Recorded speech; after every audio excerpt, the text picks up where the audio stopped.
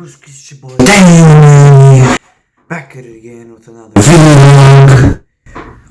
Welcome back, guys. Today is a very exciting day because it's been 7 days since the other exciting day when the quail. Guys, I am very late with this, but I forgot my coffee. I'll be back in just 1 second.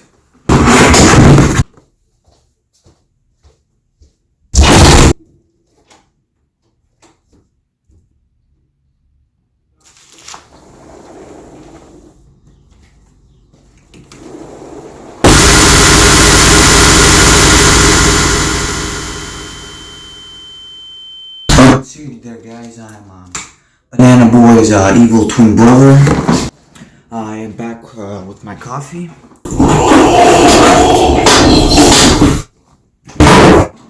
And anyways, guys, welcome back.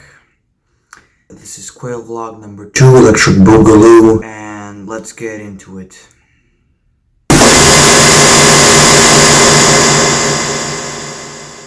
So let's start in the beginning. So in the beginning, we built an incubator from scratch, of course.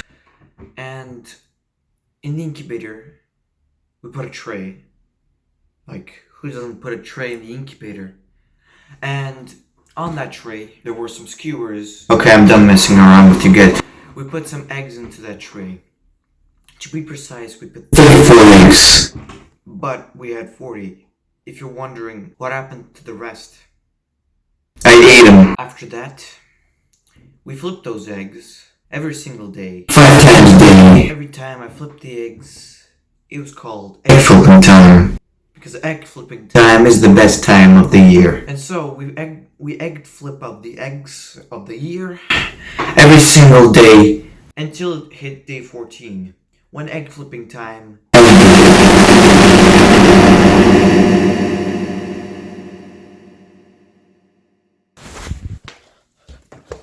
Oh my god. Jeez. Guys, you hear this? You hear this? Can you hear that? Can you hear the stomping? Let me just get quiet for a little bit. Yeah, that's the quail. It frickin' hatched out of its own egg. I was a very sad boy that day. I really missed and still miss egg flipping time. We're getting off topic here. After that, day 14 is lockdown. So lockdown is you don't egg flip. When lockdown hit, we waited a few days for the eggs to hatch. So day 17 was the first day when the eggs started to hatch. In conclusion, out of the 29 fertile eggs that we had, 28 of them hatched. That's what I call dedication. And then after that, we built a temporary brooder box. Put the quail in. So over here. And then a few days after that, we built another brooder box. From scratch, of course. Right now, they live in that brooder box. I'll give you a closer look right now. So guys, this is the new brooder box that we constructed just a couple of days ago. Let me give you a better look. It's fully constructed out of wood. Let's start with the top of this. So we have a cup.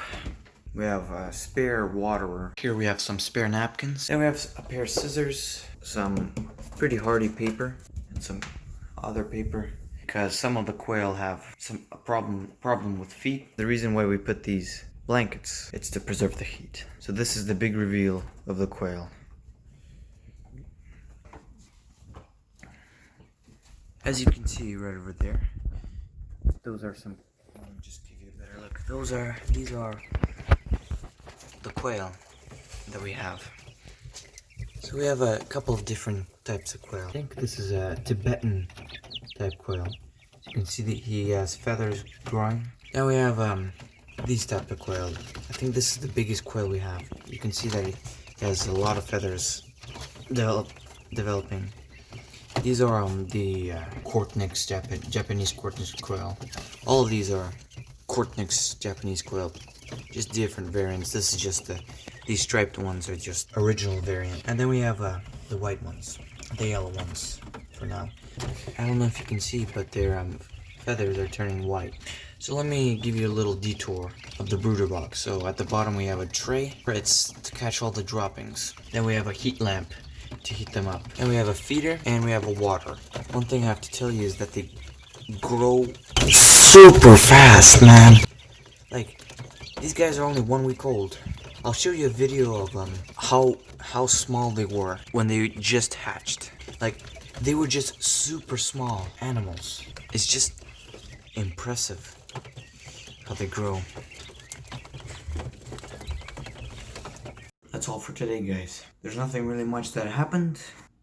There was a lot of things that happened. But hope you enjoyed today's video. If you did, leave a thumbs up, join the BB squad, and see you guys later.